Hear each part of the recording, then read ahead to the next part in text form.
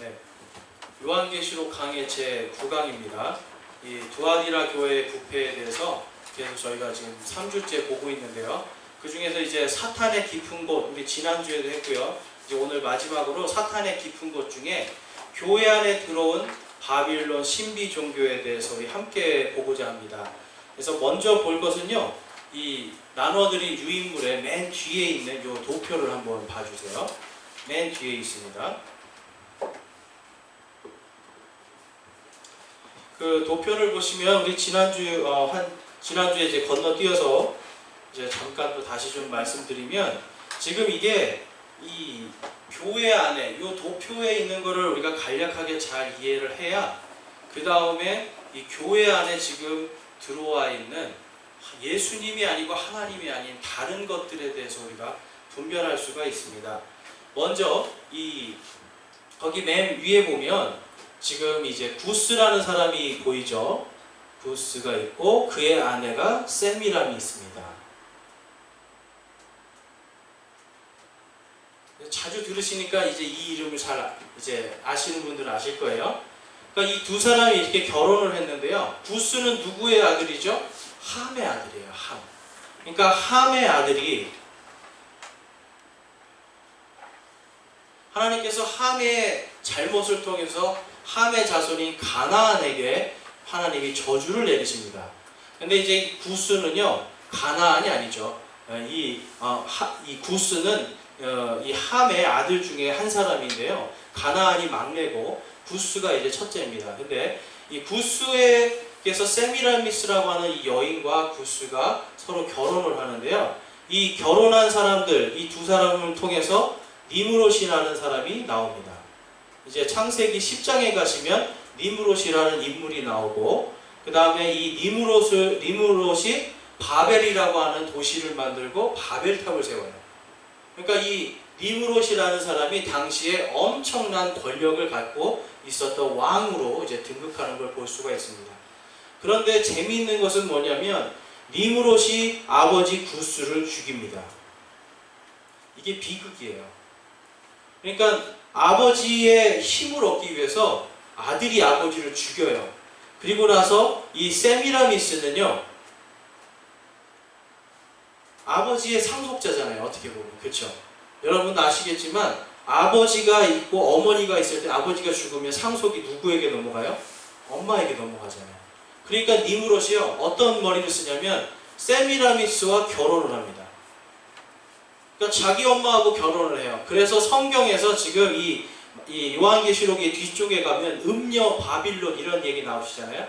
그 바빌론이 바벨탑이 있었던 땅이잖아요. 이 음녀 바빌론 시스템이에요, 이게. 그러니까 음행이 아주 극도로 이제 음녀라는 단어들이 요한계시록에 많이 등장하게 됩니다. 근데 그 시초가 바로 이 세미라미스와 니므롯이 이렇게 정말 엄마와 아들이 결혼하는 이런 엄청난 폐륜이 일어납니다. 그런 다음에 이제 세미라미스와 니므롯 사이에서 누가 태어나냐면 담무스라는 사람이 태어납니다. 그런데 이 담무스가 태어나기 전에 니므롯이 죽습니다. 그러니까 근데 이제 또 재밌는 거는 니므롯이 죽고 나서 지금 담무스가, 그렇죠, 임신을 한 거예요. 그러니까 이게 시기적으로 좀 이상하죠. 그러니까 이 세미라미스라는 여자가 무슨 말을 하냐면 니므롯이 환생해서 성령으로, 그러니까 어떤 영으로 나에게 들어와서 이 담무스가 태어났다는 얘기를 해요. 그래서 여기에서 윤회 사상이 나타나고요. 그 다음에 이 세미라미스가 뭐라고 하냐면 평생 동안 나는 동정녀다 해서 이때 동정녀 교리가 나옵니다.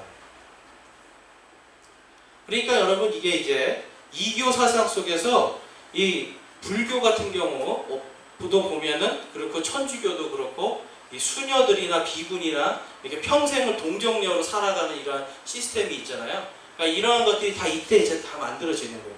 이러한 윤회라든지 동정녀라고 하는지라든지 이러한 것들이 이제 이때 만들어지는데요. 여기서 또 하나의 음행이 생기죠. 그게 뭡니까? 바로 세미라미스가 권력을 쟁취하기 위해서 누구랑 결혼을 해요? 자기의 아들 또 담무스랑 결혼합니다. 그러니까 여기에서 이 세미라미스라는 여자는 하여튼 아버지, 아들, 손자까지 다 결혼을 해요. 그러니까 아주 음행이 심각한 사람입니다. 그러면서 이제 뭐라고 이야기하냐면 니무롯은 태양신이 되었다. 니무롯의 영은 태양신이 되고요. 니무롯의 육은 담무스가 돼요. 그래서 자기는 이 담무스하고 결혼을 하니까 세미라미스는 뭐가 됩니까? 세미라미스는 나는 달신이다. 달이 되면서 하늘의 여왕으로 등극합니다.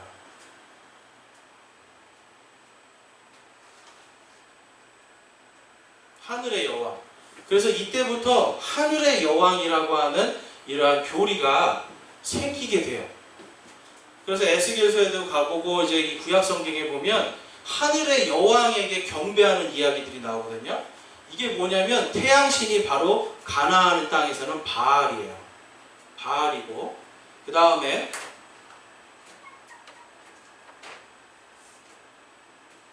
저기 이집트로 가면은 이게 파라오입니다. 파라오가 아니네요. 죄송해요. 바알이고 이게 이집트로 가서도 마찬가지로 태양신이 되고 그 다음에 이 세미라미스는 달신이 되면서 여기에서 이슈타르 그리고 가나안 땅에 와서 아스타롯으로 됩니다. 그런데 여기서 재밌는 건 뭐냐면 전부 다 이런 태양의 신이 다시 부활하는 요 과정에서 뭐가 들어가냐면 성관계를 통해서 이게 육신이 부활한다라고 다시 윤회한다라고 하는 이러한 사상들이 막 생겨요. 그러면서 이게 오늘날 보면요, 이 문선명 같은 경우는 지금 통일교가 지금 다 누구에게로 힘이 넘어가고 있죠? 아들 문형진 넘어갔는데 지금 아시죠? 통일교가 완전히 갈라져 싸웠어요. 지금 갈라져 버렸어요. 왜 그러냐면 바로 이 문선명의 마지막 와이프인 한학자가 자기가 하늘의 여왕이 되는 거예요. 그래서 보시면 이제 이렇게 이게 세미라미스와 그리고 아기 마리아와 예수상 이게 똑같이 돼 있죠. 똑같이 되어 있고 이러한 사상들 때문에 이거 보세요. 지금 통일교도 마찬가지로 지금 누가 왕관과 호를 들고 있죠? 한학자. 지금 그래서 지금 이제 거의 대부분의 지금 오늘날의 이단들이요. 결국은 어떤 식으로 가냐면 교주 남자가 죽잖아요. 자칭 예수가 죽으면 그 다음에 권력이 여자에게로 넘어갑니다. 근데 그 원리 강론이라고 하는 이 문선명이 쓴 책에 보면 성관계를 통해서 성령이 이렇게 아내에게 넘어가는 이러한 교리가 있어요. 그러니까 이게 그냥 새로운 것이 아니라 해 아래 새로운 게 없다고 하잖아요. 새로운 것이 아니라 바로 다 여기에서 시작이 되는 교리들이에요. 그래서 지금 보면 한학자한테 넘어갔죠. 그 다음에 요거는요, 이제 어머니 교회. 이게 참 웃기더라고요. 이 어머니 교회 지금 이제 저 맨 끝에 있는, 왼쪽 끝에 있는 분이 장길자거든요. 그리고 가운데 있는 사람이 안상홍이에요. 그런데 여기 보면 이 안상홍이 죽은 묘비에 누구라고 되어 있냐면 처, 황, 원, 순이라고 나옵니다. 안상홍의 처, 황, 원, 순. 자, 이게 무슨 뜻일까요? 지금 어머니 하나님으로 된 장길자는요, 안상홍의 애척이에요. 그러니까 자기 본 부인하고는 이제 본 부인은 상관없이 자기의 내연녀를 하나님으로 임명을 해주면서 하나님의 교회가 돼서 어머니 하나님이 됩니다. 그러니까 결국은 하늘의 여왕으로 등극하는 거예요. 근데 이 원리가 뭐냐면 다 통일교하고 똑같습니다. 성관계를 통해서 하나님의 가족이 되고 하늘의 여왕으로 등극하게 되는 거예요. 그럼 이제 여기서 뭐가 나올까요? 두 사람 사이에서 이제 만약에 아까 통일교 같은 경우도 마찬가지입니다. 두 사람 사이에서 성관계를 통해서 아들이 나오니까 누가 돼요? 이 아들이 하나님이 되는 거예요. 마치 이러한 것들이 지금 당시에 이 처음에 고대 종교에서 니무롯과 세미라미스, 담무스 도표대로 되어 있는 것들이 오늘날도 그대로 되어 있다는 거예요. 그 다음에 나오는 사람이 이 사람이 이제 정명석 JMS입니다. 들어보셨죠? 정명석. 요번에 10년 만에 출소했잖아요. 출소했는데도 여전히 대학생들이 가가지고 여자분들이 아주 그냥 열광을 했다고 그러는데 지금 이제 여기 보면 내연녀하고 이제 경찰이 수사하니까 이제 성폭력 이런 걸로 수사를 하니까 도망 다니는데 이렇게 비닐하우스에서 내연녀하고 옷 벗고 있다가 걸린 거예요. 이렇게 경찰이 와서 하고. 근데 이 사람이 지금 출소하자마자 무슨 일이 일어나냐면 오스트리아에서 이렇게 JMS 정명석을 또 따르는 젊은 여성들이 이렇게 막 늘어나고 있어요. 그러니까 지금 오스트리아가요, 지금 JMS 때문에 골머리를 썩습니다. 근데 이것도 똑같아요. 뭐냐면, 내가 예수라고 하고 내가 신이니까 나와의 성관계를 통해서 은혜를 받는다고 생각하는 거예요.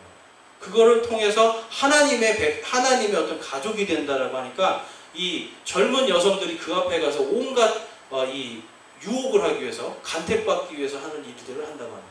그러니까 얼마나 음행이 심각한 거예요. 자, 그래서 이러한 음행들이요, 단순히 그냥 오늘날 갑자기 일어나는 것이 아니라 옛날부터 지금 이 사탄의 영은요, 이렇게 음행을 통해서 계속해서 이 음행이 시대를 타고 내려가게 만듭니다. 그런데 이 다무스를 통해서 만들어진 바빌론 종교가요, 두 갈래로 갈라집니다. 그래서 하나는 영지주의라는 걸로 바뀌어요.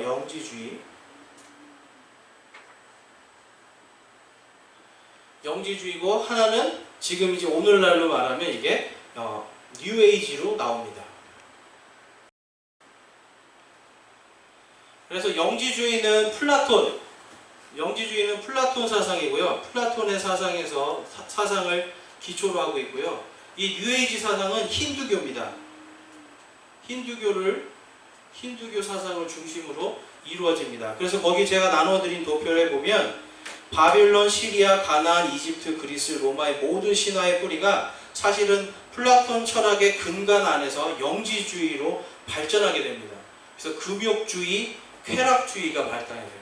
영지주의가 뭘까요, 여러분? 영지주의는 모든 것들 다 깨닫고 알면은 신이 된다는 거예요. 자, 이거 어디서 들어보지 않으셨어요? 뭔가 깨달음이 있으면 내가 신의 반열로 올라가는 거예요. 그리고 그 깨달음을 통해서 이 이데아라고 하는 유토피아, 낙원이 생긴다. 이게 바로 여러분 불교하고 똑같은 거예요. 영지주의에 있는 내용들이 거의 불교에 있습니다. 근데 이 불교는 또 어디서 나왔죠, 여러분? 불교는요, 조로아스터교, 마니교, 힌두교, 여기에서 나오는 게 불교예요. 그러니까 결국은 불교에도 똑같이 윤회 사상이 있고요, 영지주의 사상이 있습니다. 플라톤도 여러분 윤회를 믿었어요. 그래서 플라톤도요, 우리가 이렇게 살다가 어떤 깨달음을 도달하지 못하고 죽잖아요. 그러면 이제 그 어떤 그 망각의 강을 건너요. 그러면 세상의 모든 생각이 다 지워지고 영계로 갔다가 다시 그 깨달음을 얻고자 다시 태어납니다. 사람으로. 그게 윤회예요. 그래서 이게 어느 정도 쭉쭉 올라가서 채워지면 낙원으로 들어간다. 그리고 그러한 사람이 많아지면 많아질수록 이 땅이 유토피아가 된다라고 그렇게 가르쳤던 게 플라톤 사상이에요. 그런데 재미있는 건 뭐냐면 그 밑에 한번 보세요. 바로 이 영지주의 플라톤의 사상을 그대로 가지고 있던 사람이 바로 어거스틴입니다. 그리고 영지주의를 따라가던 사람이 누구냐면 바로 오리게네스예요.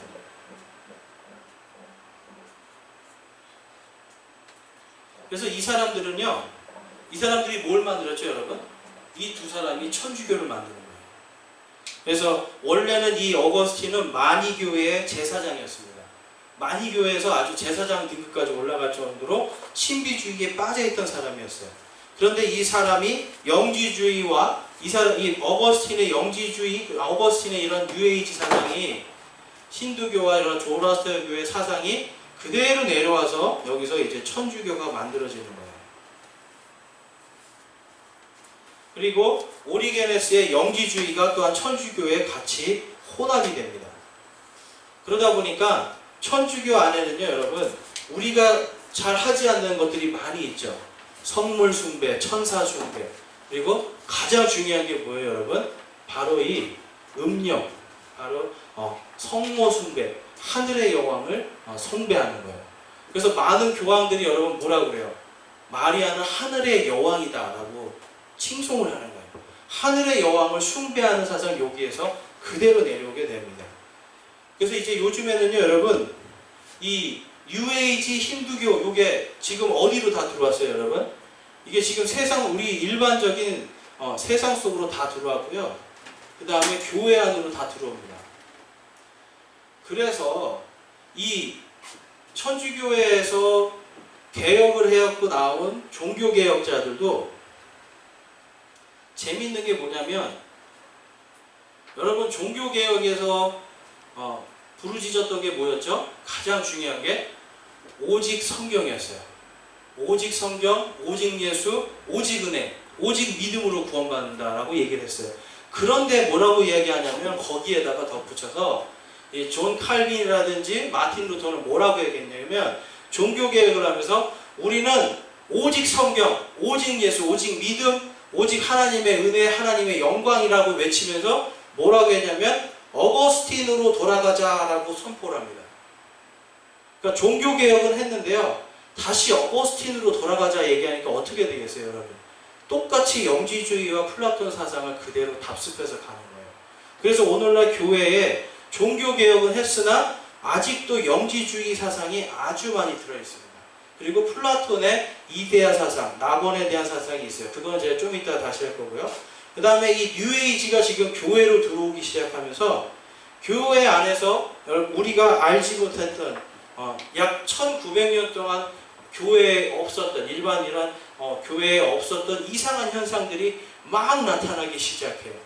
그것이 뭐냐면 방언이고요. 그 다음에 마귀를 내쫓는다고 하는 축사 같은 거, 그 다음에 어떤 신유의 은사, 이런 것들인데, 여러분 이게 갑자기 나타나는 게 아니에요.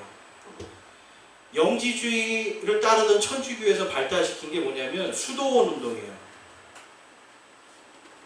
이 수도원 운동에 이 운동을 통해서 1000년 동안 이들은요, 영지, 그러니까 모든 거를 이 깊은 곳까지 다 깨달아야 된다 해가지고 바로 이 바빌론 신비종교에서 하던 그러한 어떤 이 깊이 들어가는 그러한 관상기도라든지 명상이라든지, 그리고 접신하는 것, 우리가 이제 사도신경 할 때 성도가 서로 교통하는 것과 이야기를 하잖아요. 그 성도가 뭐예요? 여기서 지금 우리가 생각하는 성도는 이런 성도들이 서로 교통하는 걸로 생각하잖아요. 그게 아니에요.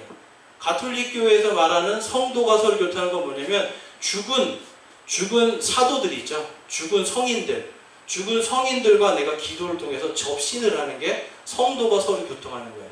그러니까 그게 뭐냐면 다 수도원 운동에서 나온 바로 천주교 영성훈련입니다. 근데 그게 바로 영지주의 훈련이에요. 그래서 오늘 말씀에 보면 요한계시록 2장에 보면 이런 말씀이 있죠. 2장 24절에 보면 하반절에 24절에 보면 제가 24절 다 읽어보겠습니다. 2장 24절. 그러나 내가 너희와 두아디라에 있는 남은 자들 곧 이 교리를 가지지 아니하고, 자, 이 교리가 어떤 건지 한번 볼게요. 그들이 말하는 대로 사탄의 깊은 곳을 알지 아니한 모든 자들에게 말하노니라고 이야기해요. 영지주의자들은 뭐냐면요, 바로 이러한 영적인 깊은 지혜를 다 알아야 된다라고 이 사람들은 주장을 했어요. 당시 교회에서. 그러다 보니까 이러한 영지주의적인 영성훈련들을 그대로 합니다. 그래서 오늘날도 보면 아직도 여러분 교회에서, 우리나라도 벌써 관상기도 같은 거 많이 하잖아요. 그렇죠? 촛불 켜놓고 보셨어요? 그런 거? 촛불 켜놓고 가부좌 틀고 이렇게 앉아가지고 하나님 하면서 기도를 해요. 촛불 켜고 예수님과 나, 하나님과 나, 이거 바보 같지 않아요? 근데 이거를 계속 반복하는 거예요. 계속 반복하는 요법이 어디에서 나오는 거냐? 바로 뉴에이지에 있어요. 그러니까 이게 서로 영지주의나 뉴에이지나 다 어떻게 보면 똑같이 영지주의로 같은 거예요. 이것은 방법과 모양만 다른 거예요. 근데 그게 전부 다 어디서 나오냐면 바빌론 신비종교에서 나오는 거예요. 그리고 이 바빌론 신비종교는 창세기 10장에 나오는 니므롯을 통해서, 그 아들을 통해서 지금 오늘날 전 세계 모든 종교가 바로 이 바빌론 신비종교를 따라갑니다. 그러니까 이게 왜 그렇게 되냐면 바벨탑이 무너졌잖아요. 바벨탑을 왜 졌죠? 우리가 우리의 이름을 높이기 위해서. 하나님이 아무리 우리를 다시 물로 심판하더라도 우리는 결코 죽지 않겠다라고 싸운 게 바로 바벨탑이에요. 근데 하나님이 언어를 흩어버리시잖아요. 그러니까 이렇게 이것을 믿고 있던 사람들이 동일하게 믿는데 언어가 흩어지니까 언어만 바뀌기 시작하는 거예요. 이름이 바뀌고 어디서는 바알, 어디서는 어디서는 이슈타르, 어디서는 아스타르 뭐 이런 식으로 이시스 이런 식으로 계속 바뀌는 겁니다. 그래서 이러한 사상들이 이제 와서 결국은 지금은 이제 뭐로 가고 있어요, 여러분?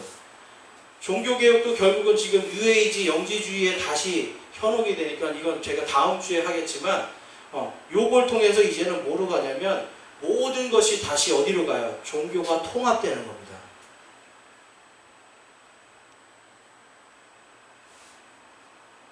그래서 마지막 시대에 적그리스도가 오면 정치, 경제, 종교를 다 통합시킨다고 성경에 나와 있어요.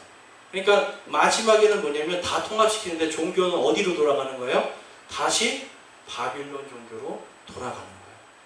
그러니까 하나님이 아니라 하나님 비슷한데 다른 걸 믿게 되는 겁니다. 그래서 교회들을 여러분 교회들을 우리가 이제 다 교회가 아니에요. 교회가 다 교회가 아니에요. 바빌론 신비 종교를 따라가는 교회들이 있어요. 그러니까 하나님인 줄 알고 있는데 다른 걸 자꾸 찾아가는 교회들이 있어요. 그러니까 뭐 예를 들면 이런 겁니다. 여기에서 보면 플라톤 사상에서도 보면 상대주의가 굉장히 많이 나와요. 그리고 상대주의, 그리고 뉴에이지에서도 상대주의예요. 그러니까 절대 진리가 없으니까 하나님의 말씀이 절대 진리일 필요가 없어요. 교회 안에 상대주의가 들어오면 하나님의 말씀이 절대 진리가 될 필요 없고 세상의 흐름에 맞춰가면 되는 거예요. 그러니까 요즘에 뭐가 나오는 거예요? 동성애자들 교회가 나오고, 분명히 성경에는 하나님이 동성애자들을 미워하시는 게 나오잖아요. 왜 미워하세요? 여러분 왜 미워하시는 거예요? 하나님이 만든 대로 쓰지 않기 때문에. 하나님이 창조하신 거를 역행하고 반역을 하잖아요. 그러니까 하나님이 싫어하시는 거예요. 그런데 그러한 거를 따라갑니다. 요거에 대해서는 제가 다음 주에 더 깊이 있게 다룰게요. 요 부분에 대한 게 바로 이제 이 다음에 이제 나타날 교회의 모습에서 나오기 때문에 오늘 여기까지 하고요. 다시 1페이지로 한번 돌아가 보시면, 그래서 이제 오늘 우리가 볼 것은요, 이 현대 교회에 나와 있는 이 플라톤 사상에 대한 것들이에요. 그래서 플라톤 철학이 이제 종교와 사회 제도에 이제 미치는 영향에 대해서 나오는데, 거기에 보면 영지라는 의미는 일반적으로 지성적인 이해를 넘어선 실체에 대한 통찰력을 의미한다라고 이야기합니다. 자, 그래서 이 플라톤은요, 이 이데아 사상과 철인 정치라고 하는 이 두 가지 사상이 제일 유명한 사상이에요. 근데 거기에서 보면 이 이데아라고 하는 이 사상 때문에 절대선과 철인 정치로 나눕니다. 근데 요거는 제가 그냥 제 임의로 나눈 거예요. 그러니까 여러분들 학문적으로 이게 아닌데 라고 생각하셔도 상관없어요. 이거는 그냥 제가 임의적으로 좀 나눠봤습니다. 그래서 여러분 성직자라는 말이 있잖아요. 성직자. 요게 원래 교회에 있는 단어가 아니에요. 성직자와 평신도를 나누는 게 바로 플라톤 철학입니다. 그러니까 성직자라고 하는 단어를 우리는 자꾸 써요. 그래서 뭔가 교회에서 하는 일은 되게 성스러운 일, 그리고 세상 일은 좀 악한 일 이렇게 생각하는데, 실질적으로 보면은 예수님 무슨 일 하셨어요? 예수님 이런 거 만들었잖아요. 그렇죠? 식탁 만들고, 그렇죠? 테이블 만들고 목수였어요. 이 성경책에서 뒤에 많은 서신서를 쓴 이 바울은 어떤 사람이었어요? 바울은 천막 만들던 사람이었어요. 그러니까 이 성경에서 말하는 이 세상적인 직업은요, 속된 것이 아니라 하나님께서 우리에게 주신 선물이에요. 그러니까 열심히 일하고 열심히 그것을 땀을 흘려서, 창세기에 보면 남자가 땀을 흘리면서 밭을 달아야 빵을 먹을 수 있다고 하나님이 이야기하셨잖아요. 그러니까 사람은요, 죄를 지음으로 인해서 이제는 세상에서 농사도 져야 되고 테이블도 만들고 아무튼 온갖 세상 일을 다 해야만이 빵을 먹게 되는 게 하나님의 원리예요. 그런데 교회에서 하는 건 성스러운 것, 세상에서 하는 거는 세속적인 것, 더러운 것 이렇게 나누는 게 이게 교회에서는 성경이 말하는 것이 아니에요. 그런데 그것을 나눈 것이 뭐냐면 바로 플라톤의 철학이 교회 안에 들어가면서 성과 속을 나눠버립니다. 그러니까 여기 가면은 여러분 이제 거기 보면 연옥, 면죄부, 고해성사 이렇게 돼 있죠. 선의 이데아를 한번 보세요. 그래서 선이라는 거, 악이라는 걸 뭘로 보냐면 선의 결핍으로 보는 거예요. 그래서 연옥이라는 게 필요하다라고 봅니다. 자, 연옥 들어보셨죠? 연옥이 뭐 하는 데죠, 여러분? 그 가톨릭 장례식장 가면 저도 그거 듣고 좀 약간 확실히 이 사람들은 아직도 이 생각이구나 한 게 뭐냐면 연옥에서 짧게 있게 해달라고 기도해요. 그러니까 연옥에 갈 수 있게 해달라고 기도하고 연옥에서 짧게 있게 해달라고 기도를 해요. 뭐냐면 이 연옥은 세상에서 살면서 내가 선을 덜 쌓았잖아요. 그러니까 그걸 쌓을 수 있는 기회를 주는 거예요. 연옥에서. 근데 누가 쌓습니까? 내가 쌓아요? 아니에요.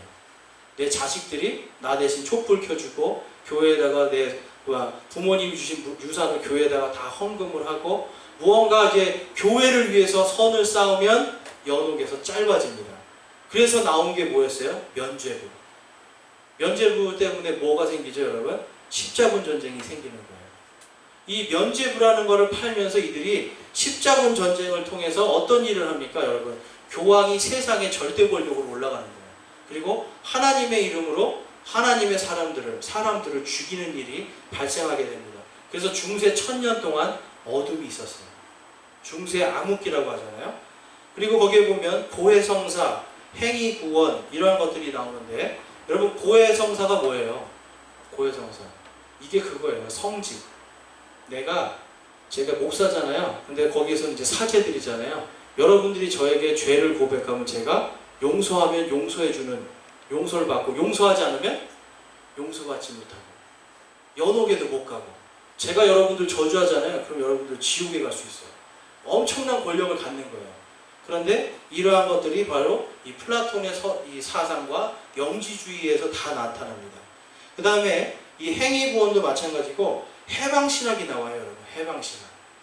요게 굉장히 중요한 거예요. 이 해방신학은 어디에서 나왔을까요? 요거는 이 가톨릭의 이 예수회라는 데가 가톨릭이 종교개혁으로 다 무너지기 시작하니까 어디를 가서 점령했냐면 남미를 공격해요. 그래서 지금 남미는 거의 가톨릭이잖아요. 근데 거기는 정통 가톨릭이 아니에요. 가보시면 알겠지만 완전히 온갖 미신을 다 믿어요. 왜 그러냐면 이 예수회라고 하는 사람들이 거기를 점령하면서 거기에서 해방신학이라는 걸 만듭니다. 그래서 이 해방신학은 뭐냐면요. 여러분 가난은 악이다라고 보는 거예요.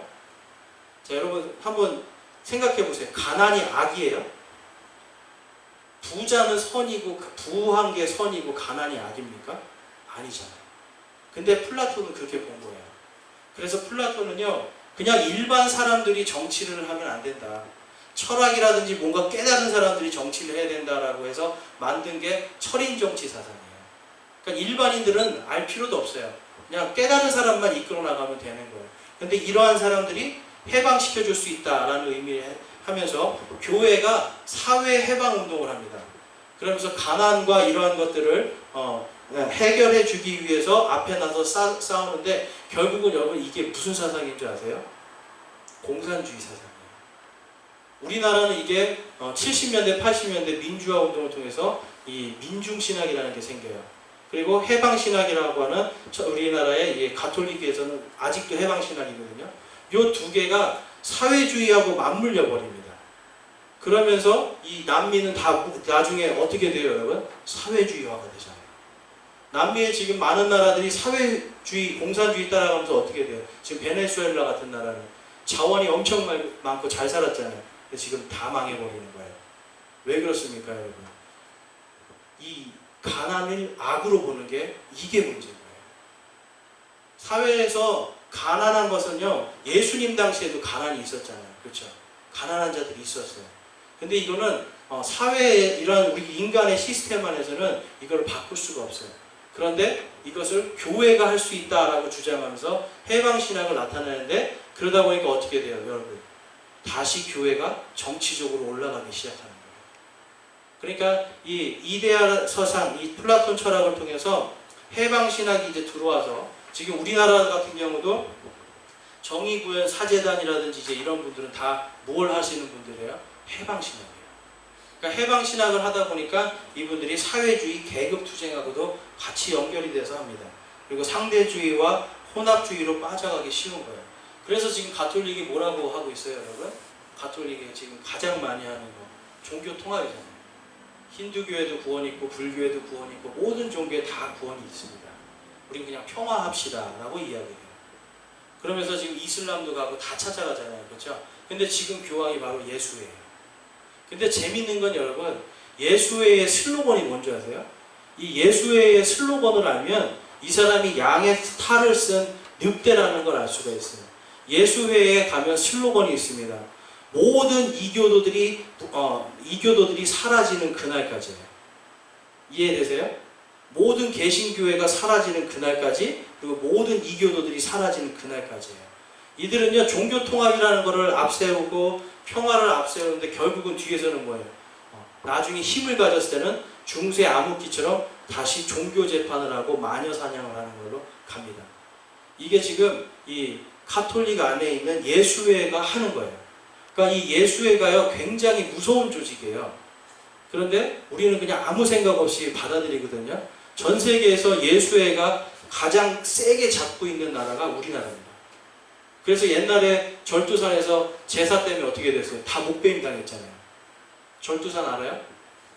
절두산에서 제사 때문에 조선시대 때 제사 지내는 것 때문에 다 목배임 당했어요.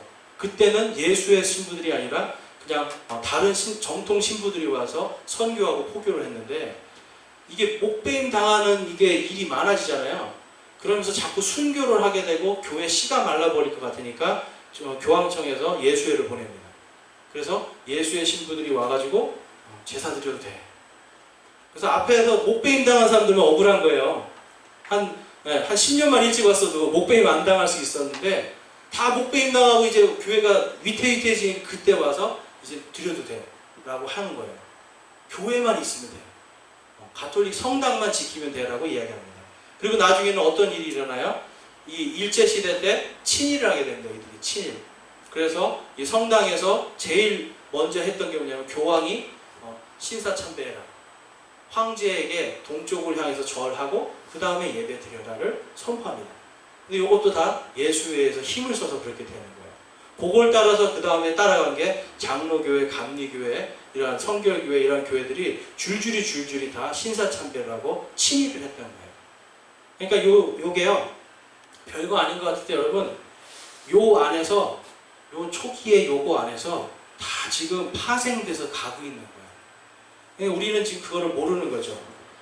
그리고 옆에 철인정치 쪽으로 가보면 성직 계급, 계급주의, 전체주의, 국가종교, 사회주의, 공산주의, 동성애, 아동성애, 이러한 것들이 막 일어납니다, 지금. 그래서 아동성애도요, 여러분, 지금 가톨릭에서 제일 심각한 거예요. 한 해에 약 수십만 명의 아동들이 성당 안에서 사제들한테 성추행을 당합니다. 아동 성추행을 당해요. 그리고 동성애도 이 청년들이 동성애를 사제들한테 당해요. 왜 그럴까요, 여러분? 독신으로 묶어놓으니까 이게 생각이 변태로 흘러가는 거예요. 하나님께서 원래 우리의 사람의 몸에 성은 아름다운 걸로 주셨잖아요. 생명이 태어나게 되고 남녀가 사랑할 수 있는 방법으로 주셨는데 이거를 막아버리는 거예요. 무엇 때문에요? 바로 이런 것 때문에. 독신주의. 바빌론 신비종교의 이 제사장들은 전부 다 이 동정녀 사상 때문에 남자들도 다 독신을 하고 여성들도 독신을 하면서 이 독신주의가 그대로 지금 천주교에 들어왔거든요. 그러니까 지금 오늘날 이런 이상한 것들로 막 발달하게 됩니다. 그래서 초대교회는요, 약 300년 동안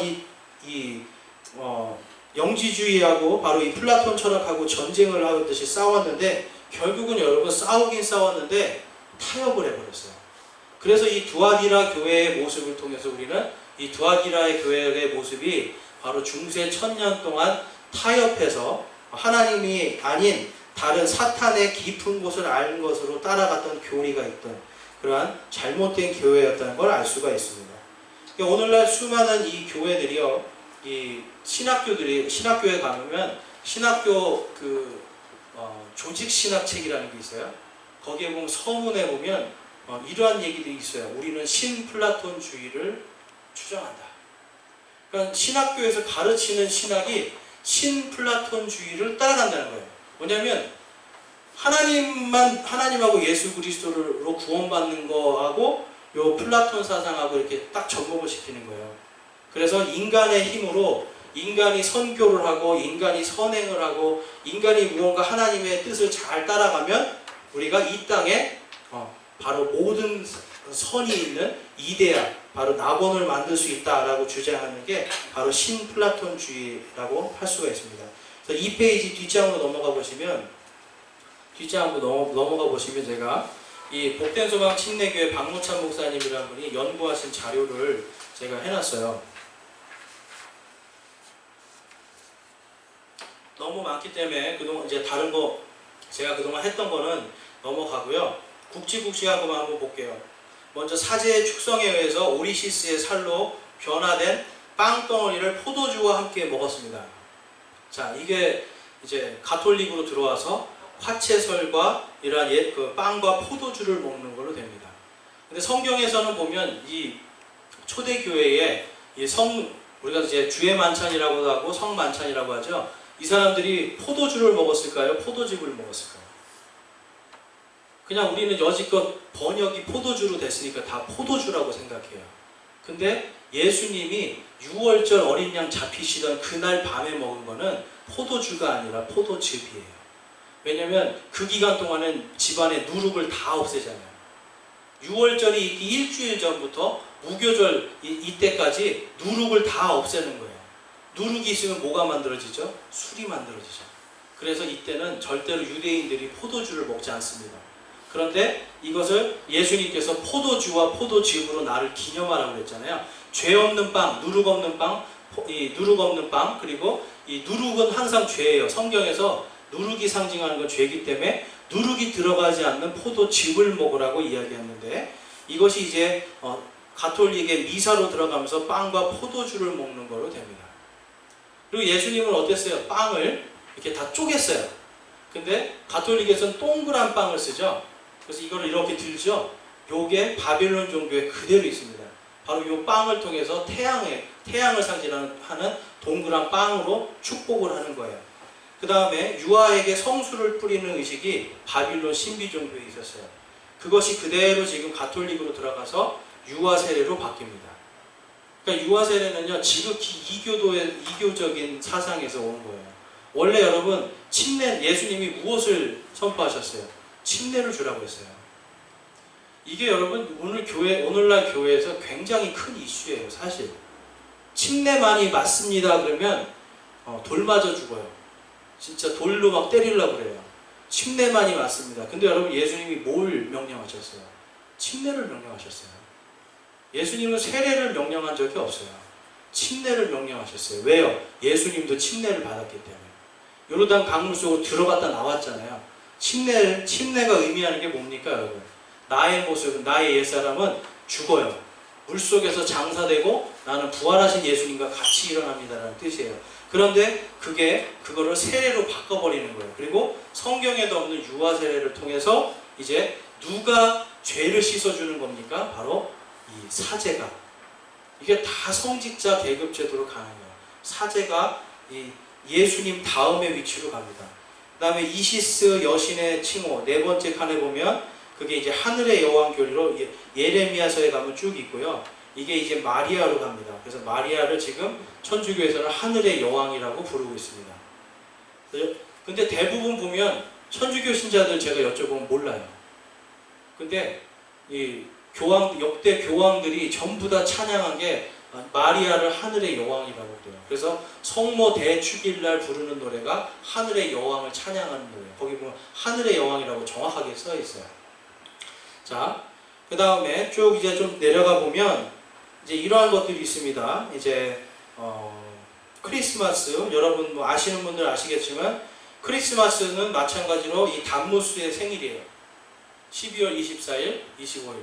그래서 크리스마스, 이게 담무스, 태양신의 탄생일이고, 이제 하늘에서 이제 이시스라고 하죠. 하늘의 여왕이 담무스를 이제 태어나는 담무스를 낳은 날이다. 그래서 크리스마스 이브라는 말이 있잖아요, 여러분.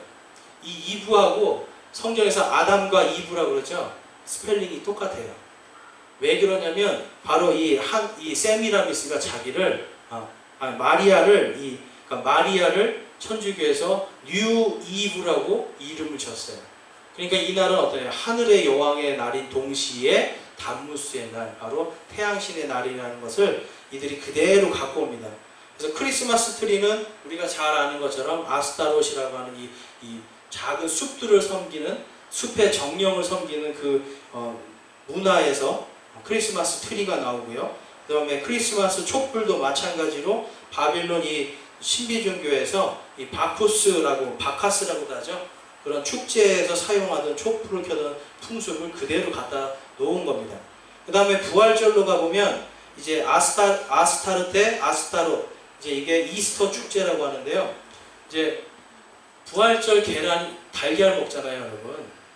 이게 삶을 계란이 제가 초등학교 때 물어봐도 선생님들이 다 모르더라고요. 그냥 먹는 거래요. 그냥 뭐 계란처럼 예수님이 다시 나왔다. 근데 이게 아무도 유래를 모르는데 이게 유래를 알면 우리가 먹을 수가 없는 거예요. 왜 그럴까요? 바로 요 땅신이 토끼예요. 그러니까 이 세미라미스가 땅으로 와서 토끼로 변해요. 그 다음에 온 땅을 다 파헤치면서 거기다가 알을 낳습니다. 계란을 낳아요. 그러니까 이 계란을 찾아서 먹는 거, 요거에 유래가 돼서 이게 이스터 축제의 문화인데요. 이게 옆에서 보면 이제 사도행전 12장 4절에 보면 이스터 명절 이후에 베드로를 죽이려고 하는 계획을 세웁니다. 그러니까 이게 벌써 부활절하고는 상관없죠. 왜냐하면 이 베드로가 살아있을 때는 그리스도교는 아직은 죽임당하는, 목배임당하는 종교였어요. 그러니까 이스터 축제를 할 수가 없는 거죠. 그런데 이제 이러한 것들이 지금 부활절로 싹 바뀌어버리는 거예요. 그래서 이것도 마찬가지로 이 가톨릭에서 바빌론 신비 종교를 바꿔가지고 교묘하게 부활절 계란 먹고 이스터 데이를 지킵니다. 부활절로. 그래서 킹제임스 성경 우리가 쓰고 있는 성경 외에 다른 성경들은요, 요 이스터 명절을 6월절로 바꿔버렸어요. 그러면서 이제 다들 6월절이라고 생각하는데 사실은 원래 원문으로 가면 이스터 데이, 바로 이 하늘의 여왕을 기리는 날, 하늘의 여왕을 기리는 날, 춘분절이에요. 춘분절 명절을 지키던 게 지금 이제 오늘날 이게 바뀌어가지고 부활절이 됐습니다. 그래서 이제 이 시간이 이제 다 됐는데요. 그 뒤에 이제 두아디라 교회 시대의 남은 자들을 보시면 아까 우리 읽은 것처럼 하나님께서 이러한 바빌론 신비 종교의 악한 교리에도 불구하고 남은 자를 두시겠다고 이야기를 했어요. 그래서 거기 도표를 보시면 거기에 보면 이제 요 앞에도 있고요. 크게 보실 분 앞에 봐도 됩니다. 교회가요, 진리에서 떠나갔을 때 그 진리를 항상 진리로 돌아오라고 소리치는 사람들이 있었어요. 마치 침례 요한처럼 광야에서 외치는 자의 소리들이 있었단 말이에요. 그 사람들에게 이 천주교회에서 당시에 힘을 가졌던 이렇게 타락한 교회들이 그 사람들에게 이름을 붙입니다. 그 이름이 무엇일까요? 침례교인이었어요. 그러니까 당신들은 하나님의 말씀대로 하십시오. 왜 예수 그리스도의 진리에서 떠나갔습니까? 라고 하면서 광야에서 외치는 자의 소리들이 바로 침례교인들이었어요. 그래서 자기들이 만든 게 아니라요, 이 사람들이 너희들이 그렇게 좋아하는 침례로 한번 죽어봐라 해서 침례로 막 수장시키고, 그래서 이제 온 동네를 이제 찾아다니면서 침례교인들을 수색해서 죽였어요. 그래서 그것이 바로 1000년 동안 5천만 명 이상을 죽이는 거예요. 침례교인들을. 그래서 침례교인이라고 하는 말은 결국은 뭐냐면 이게 성경의 원뿌리라는 소리입니다. 그래서 성경의 원래의 진리를 따르던 사람들을 침례교인이라고 불렀는데요. 그러다 보니까 이제 오늘날도 침례교회 그럼 좀 특이하잖아요. 이상하잖아요. 그렇죠? 다른 데는 다 그냥 대충 비슷한데 침례교회만 이상하게 특이해요. 그 이유가 뭐냐면 원래 예수님이 만드신 이 교회가 이렇게 쭉 가고 있는데 여기에서 천주교가 떨어져 나와요. 세례와 국가종교라는 것으로. 국가교회. 스테이트 철치라고 얘기하는데요. 국가교회, 그 다음에 세례 이러한 것들로 하면서 아까 말씀드린 바벨론 신비 종교로 혼합이 확 돼버립니다. 타락하죠. 타락한 교회. 그리고 여기에서는 계속해서 하나님의 진리를 찾아가는데 국가가 교회가 국가를 장악해버리니까 어때요? 힘이 있잖아요. 그래서 이 사람들을 죽이기 시작합니다. 그래서 산으로 막 도망가서 이 사람들이 알프스 산 속으로 막 숨어 들어가요. 그게 그래서 1400년대에 그 옆에 보시면 왈덴시안 성경들이라는 표가 있어요. 도표가. 당시에 여러분 천주교회에서 제일 큰 죄가 뭐였는지 아세요? 중세 1000년 동안에 제일 큰 죄가 바로 성경 소지죄입니다. 왜 그럴까요? 영지주의 때문에 성경은 누구만 알아야 된다? 성직자만 알아야 된다. 그러니까 일반 평신도들은 성경을 가지고 다녀서도 안 되고 읽어서도 안 되고 알 필요가 없다라고 가르쳤어요. 그런데 성경을 가지고 있으면 어떻게 돼요?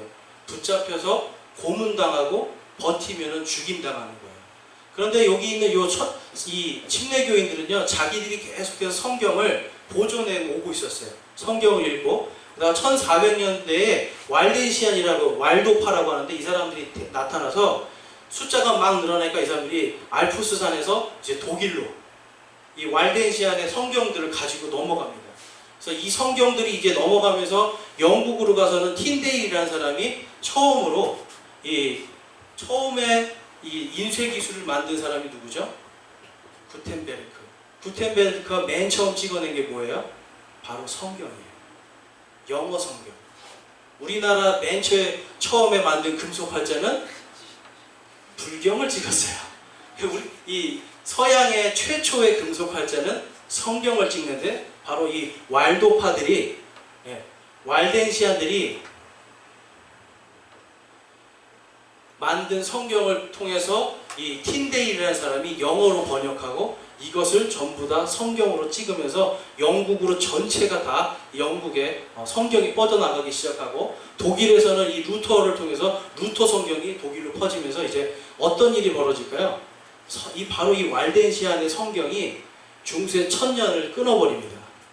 1517년에 이 루터가 종교개혁을 선포하면서 이게 이루어지는데, 여러분 이게 그냥 이루어졌겠어요? 엄청난 권력이거든요. 온 유럽을 다 장악했던 권력이에요, 이 천주교의 교황이. 그런데 단지 그냥 사제 한 명이 나는 이거 반대합니다 한다고 이게 무너질까요? 절대 그럴 수가 없어요. 왜냐, 그 바탕이 뭐냐면 바로 왈덴시안들이 각 나라 말로 번역한 성경이 모든 사람들에게 전해지면서 이 사람들이 성경 말씀은 이거구나라는 것을 깨닫기 시작하고 다시 침례를 받습니다. 천주교회에서 나와서 다시 재침례를 받아요. 그래서 이때 왈덴시안이라는 이런 사람들을 재침례 교도라고 이야기합니다. 그래서 이 재침례를 받는 사람들을 어떻게 했을까요? 또 죽이는 거예요. 종교개혁하고 나서도 마찬가지로 이 사람들은 계속 가고 있는데, 종교개혁을 한 종교개혁자들도 침례 교인들을 또 죽이는 거예요. 왜 죽일까요? 세례 때문에. 세례랑 다시 어거스틴으로 돌아가야 되는데, 어거스틴으로 돌아간 이 사람들이 뭐라고 그래요? 계속 성경으로 돌아가라, 침례를 줘라 외치니까 종교개혁자들이 또 죽입니다. 그래서 이 사람들이 도망간 데가 미국이에요. 미국이 하나님의 말씀으로 올바로 잘 지금 탄탄하게 그나마 전 세계에서 서 있을 수 있는 이유가 바로 이 예수님 당시 초대교회부터 진리를 수호하면서 계속 따라갔던 이 침례교인들, 재침례교인들이 그곳에 가서 정착하고 거기에서 하나님의 말씀을 그대로 지금 지난 200년 동안 전하고 있는 거예요. 그리고 그것이 지금 오늘날까지 전 세계에 영향을 미치고 있어요. 우리나라에서 신학하다가 결국은 다 어디로 가서 다시 오는 거예요? 미국으로 가요. 독일로 가면 큰일 나요, 여러분. 독일로 가면 완전히 신학을 다 망쳐버리는 거예요. 그런데 미국으로 가요. 미국을 가는 이유는 뭐예요? 미국에 가면 장로교 목사님들도 거의 대부분이 침례교 신학교를 갑니다. 왜 그러냐면 장로교 신학이 다 무너졌어요. 다 혼합돼 버리니까 그냥 성경을 배우려면 침례교회 가고 침례교 신학교를 가라 이렇게 돼 있어요. 그러다 보니까 여러분 이제 제가 침례교를 이렇게 뭐 홍보하는 게 아니라 지금 이 두아디라 교회의 부패가 계속 있었는데 결국 하나님은 뭐예요? 남겨둔 자를 두셨다라고 이야기하잖아요. 마지막 때에 지금 하나님께서는요, 이 재침례 교회 교인들을 지금 지난 2000년 동안 계속해서 남겨두시는 이유가 있어요. 작은 무리들이지만 남겨두는 이유가 있어요. 왜 그럴까요? 마지막 때 모든 것이 다 혼합되어도 어떤 분이 그러더라고요. 다른 교회는 색깔이 없는데 너네 교회만 색깔이 있대요. 이해가 되세요? 다른 교회는 색깔이 없는데 너네 교회만 색깔이 있대요. 침례교라는 이상한 색깔이 있대요. 근데 여러분 그게 왜 있어야 될까요? 바로 어거스틴으로가 아니라 다시 성경으로, 다시 예수 그리스도께로, 다시 십자가로 돌아가는 마지막 때에 어떤 한 번에 하나님께서 한 번은 이 부흥을 주실 거라고 저는 믿어요. 마지막에 적그리스도가 이 땅을 다스리기 전에 하나님께서 반드시 말씀의 부흥을 주실 겁니다. 그래서 그것을 위해서 하나님께서 지금 남겨놓으셨다라고 저는 믿고 있어요. 그래서 우리가 이제 이 연서 제1침례교회에 다니고 있잖아요. 연서 제1침례교회가 지금 하나님께서 이곳에 세우신 이유와 목적은 바로 이겁니다. 세상의 어떤 그러한 철학이라든지 그런 영지주의라든지 이런 혼합주의가 아니라 다시 back to Jesus, back to the Bible, 예수 그리스도와 다시 성경으로 돌아가고자 하는 돌아가게 하는 것을 위해서 하나님께서 이곳에 세우신 거예요. 저도 그 마음으로 이곳에 왔고요. 여러분들 이 요한계시록을 공부하는 데 있어서 여러분 가장 중요한 게 그거예요. 다른 게 아닙니다, 여러분. 예수, 오직 예수 그리스도, 오직 믿음, 오직 성경, 그리고 오직 하나님께 영광이에요. 그래서 이것으로 구원을 받는다라고 하는 이것이 바로 참된 주님의 교회라고 하는 것이 우리 마음속에 정확하게 있어야 돼요. 오직 말씀입니다. 그래서 요한계시록을 여러분 공부함에 있어서 우리가 다시 예수님의 말씀으로 온전히 돌아가는 시간이 됐으면 저는 이것을 제일 바라고 있어요. 그래서 오늘로서 이제 두아디라 교회는 다 마치고요. 이제 다음 주에는 이제 다른 교회를 우리 한번 살펴보겠습니다.